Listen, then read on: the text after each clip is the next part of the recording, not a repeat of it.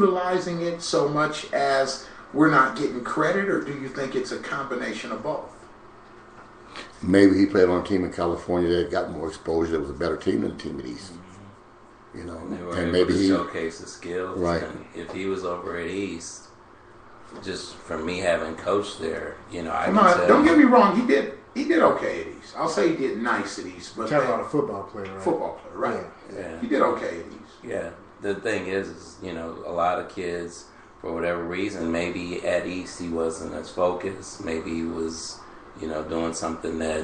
Where did he end up going to school at, or did he go somewhere? I can't say because they asked me not to say nothing today because they were actually meeting with Notre Dame this morning. So I told them that I promised I wouldn't say nothing until after they called me tomorrow and let me know for sure. That's pretty tall cotton there, Notre Dame. Well, was he doing what he was supposed to do at East High School? Was he a solid student? Yeah. Never got in trouble and went to practice and all of that, man. And trust me, he's a model dude.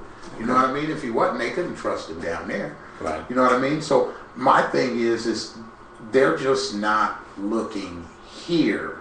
What type of team? It has to be not our kids, not a lot of things. It's they're not coming to Colorado. We have to. This what we're doing right here today with this show is going to help change that, and I think that's what I'm getting at. But you know, these college coaches are experts. They know who's who out there. Right. They get paid very good money to know who the best players are, whether they're in Denver, whether they're in Muskogee, Oklahoma, or wherever. You know, they know where they're at. If they're that good, they know where they're at. You live in Muskogee, Oklahoma? Oklahoma, baby. Okay, Oklahoma. okay. And that's the other thing, the whole maturity thing. Oregon State or these Pac-10 schools that's recruiting this young man right now, they're not going to recruit him right out of high school. They want a mature player who's been away from home, maybe a year or two with college under his belt, a year in the weight room, someone who's not going to be, you know, talking about I'm homesick. You know, that's why they go. That's why those Division I schools go to junior colleges, because they know that those kids have already adjusted to being away from home and all the things that they're trying to eliminate. Which might also explain why they go to East and West Coast, because I mean, those, you know, a lot of those kids have been raising themselves since they were little.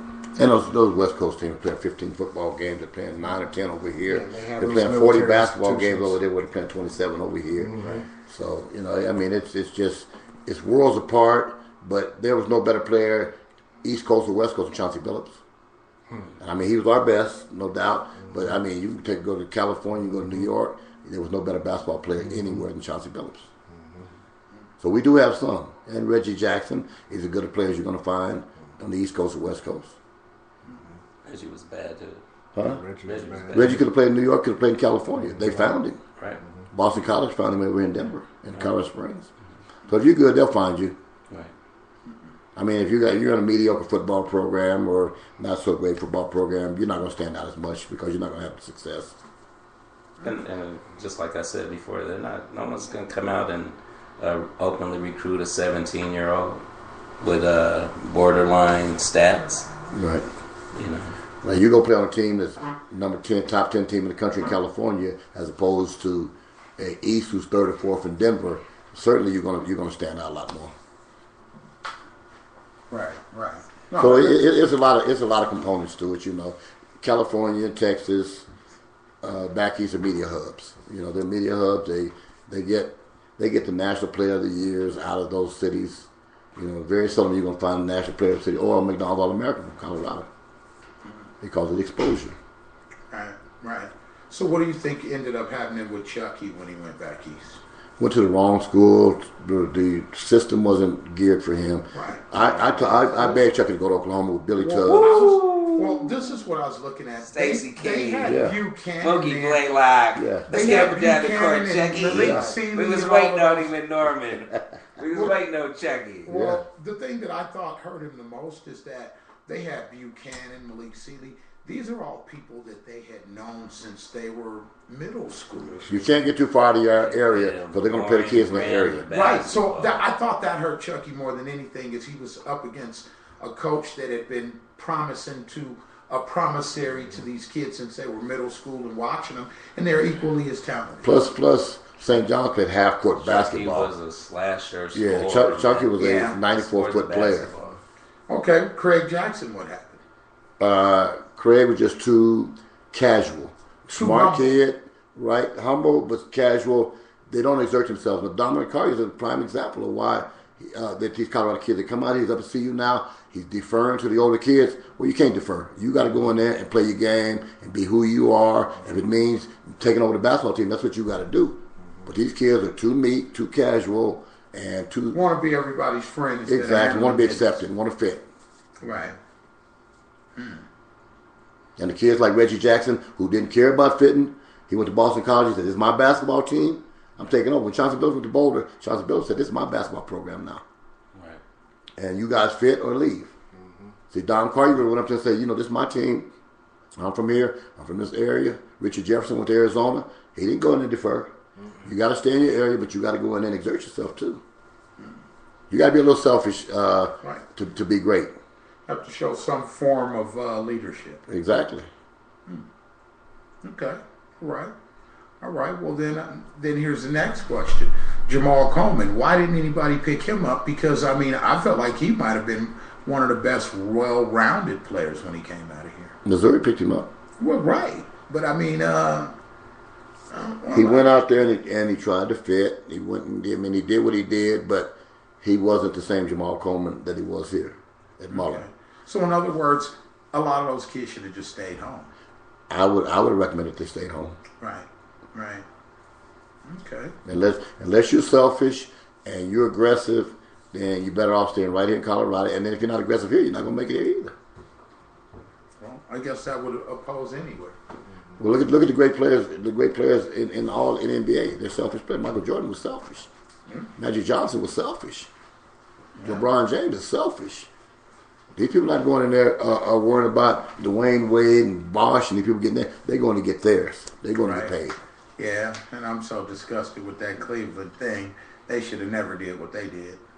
They should have kept Wiggins and they should have kept Wiggins and let him play against LeBron for play with LeBron. Right, for the duration. If he was the best physical prodigy, why wouldn't you get him developed by that guy? It just really didn't make a whole lot of sense to me.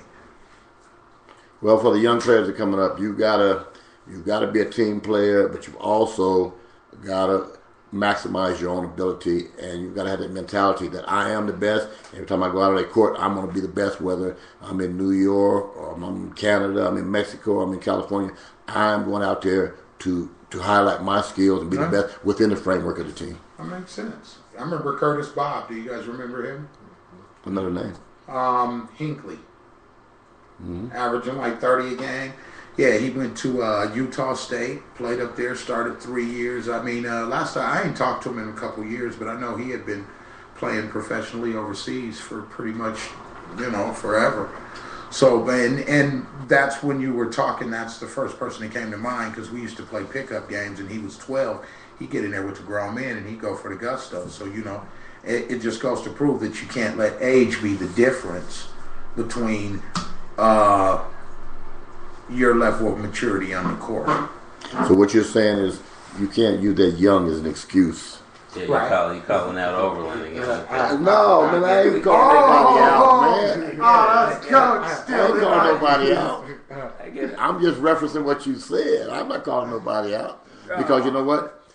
Back in the day, you used to have 17, 18-year-olds playing in the NBA. Yeah, that's true. Yeah.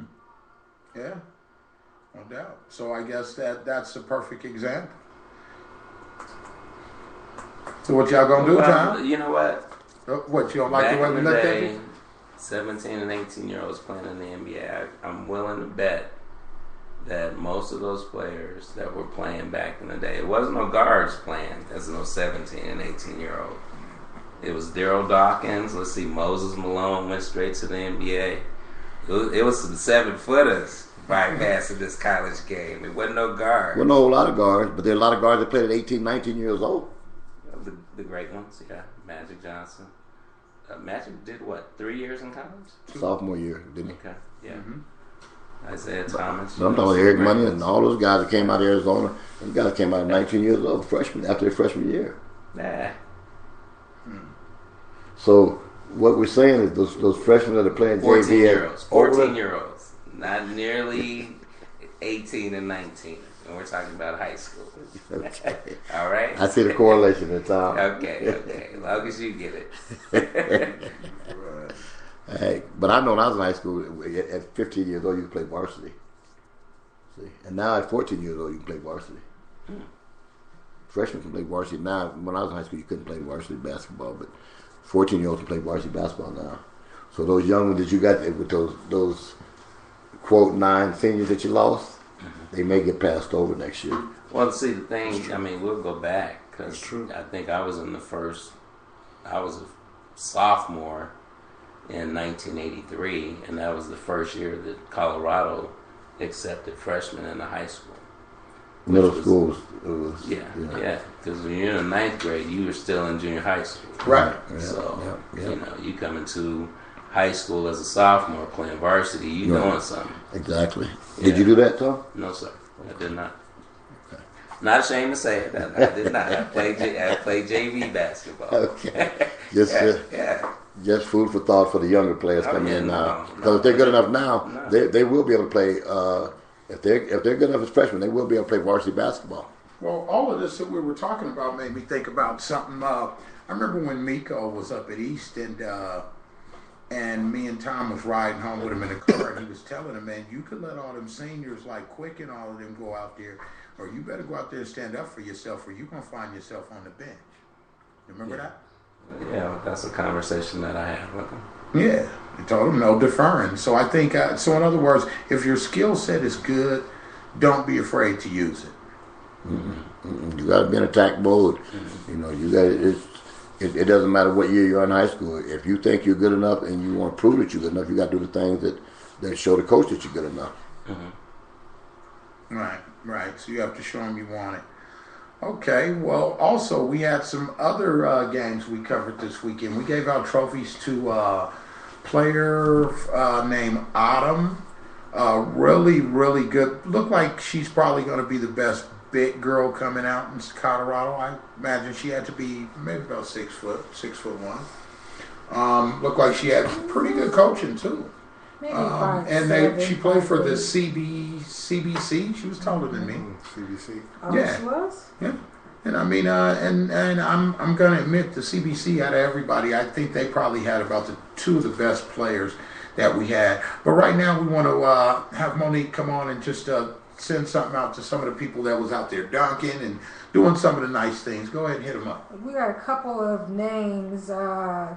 He plays on the Hawks, number 25, Chase Hedinger. And sorry if I slaughtered your name. And also number 23 on the Hawks, Ben Ellis. Also, there was I think those were the kids out there dunking. I couldn't remember which one it was. I think it was Ben. It might have been Chase, but he went in for like the last minute dunk, got the fast break, went in, didn't make it, but it was a good effort. He got some height on that one. It's a good effort. So he's a good athlete. Yeah. Excellent athlete. Kudos for the effort. I think he was just such in the moment that he didn't get just up quite high enough. They said he could dunk, but he almost did it. It was a good fast break. Put the ball in the hole, man. Put it in the hole. And then for the girls, as far as the player of the game, like Coach Donnie said, Autumn, number 30, Team CBC. Jada, number 23. She's with the EJ Hoops. And I didn't get the name of the last girl. She was with the Lady Hookem.